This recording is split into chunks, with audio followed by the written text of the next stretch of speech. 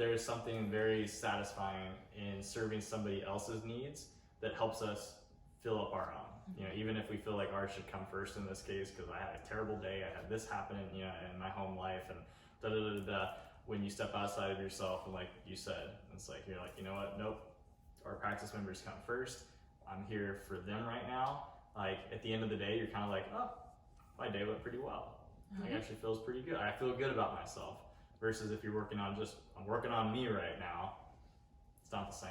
You know, you can work your way through it with service, and you can dig yourself out of some pretty deep holes by just taking care of other people. I mean, we're lucky to be able to do that every single week, and that's just part of our routine, right? So you guys are very fortunate to be in that, right? So when you build a lifestyle, and this is something that I spent probably way too much time in my life thinking about, but like, what sort of things are in my life, because this is how I'm spending the hours in my day, and are they strategically aligned to give me the greatest amount of satisfaction, right? And part of doing what we do is that service, right? Because I'm actually very selfish, and so Natalie and Dr. Natalie in a certain way is as well, like, because we have our needs that we want to meet, but we've chosen to meet them in a way that also takes care of a higher level need, which is to to serve at a high level and to take care of other people. Abundance and integrity, and that's another big thing with that too, is being true and authentic from how we want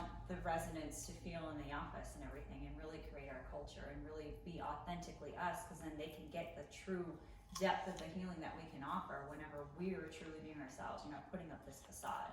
You see what happens is it circles back, and we're actually healthier for it, right?